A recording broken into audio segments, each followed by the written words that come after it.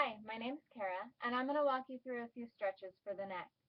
It's important to start out in a nice tall posture through the torso. So if you're having a hard time sitting tall, you can use a prop like a yoga block or a yoga wedge, or even something easier, something you find around the house, like a rolled up towel or a thick book. You want to sit on the edge of a relatively firm surface or on the floor, and we'll just take our prop and scoot it right under the fleshy part of our tush. It helps give us a little bit more height. If that's not right for you, standing might be the best way for you to accomplish these stretches. Just be sure that the toes are facing forward, your feet are at least hip width apart, and your knees are soft, not locked. So we'll go ahead and we'll get started. For the first stretch, we'll of course lengthen the spine, pressing the tailbone downward, lifting up through the back of the head. From here, just drop your chin down towards the chest. Now you might not immediately feel this stretch in the neck. If your back is more tight than your neck is, you'll feel it there first. That's okay, because relieving stress in the back will radiate up and relieve any stress in the neck as well. So, from this pose, if you'd like to have a little bit more, feel free to take a hand up to the back of the head and allow the weight of the hand to slowly pull the chin closer to the chest, making sure that we don't give way into rounding through the spine. You shouldn't feel the need to pull or tug. Gravity does a really great job of pulling you down all on its own.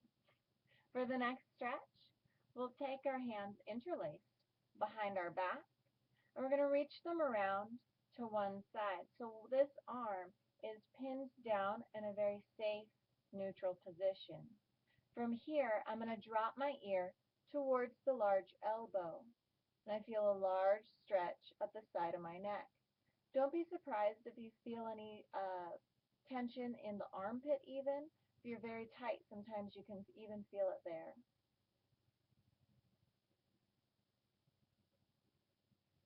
Good. Use those deep belly breaths in through the nose to help relax the body and let it completely let go.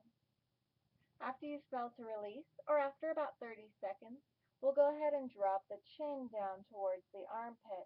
You'll feel the stretch move around to the back of the neck. Again, use those deep breaths to help relax the neck from the inside out. You can think of the muscles opening.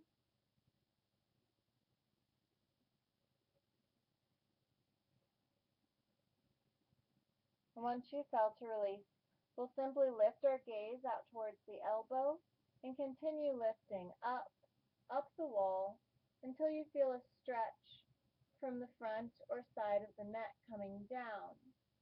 Now it's important in this pose to make sure that the back of the head doesn't come down to touch the back of the neck or the shoulder.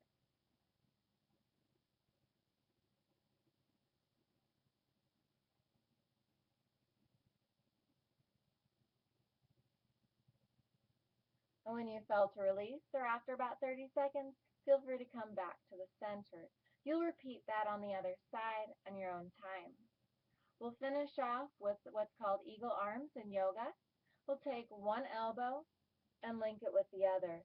And this stretch is great for the whole upper back, the trap, and that even go up into the neck as well. Now, relieving the stress in the upper back and shoulders is going to really help relieve stress in the neck also. So, if this is not a stretch for you, great, you're nice and flexible. Let's take it a little bit further. We'll bring the back of the hands closer together, and if you can, even interlace the hands. Now, in this variation of eagle arms, we're going to drop the shoulders down and slowly lift the elbows up. You'll start to feel a lot of tension, a lot of stretch coming through the back of the shoulder and maybe up into the neck, depending on where you're most tight. Now, it's important in this stretch that the arms, the hands go up and they don't come in towards the head. The arms stay vertical the entire time.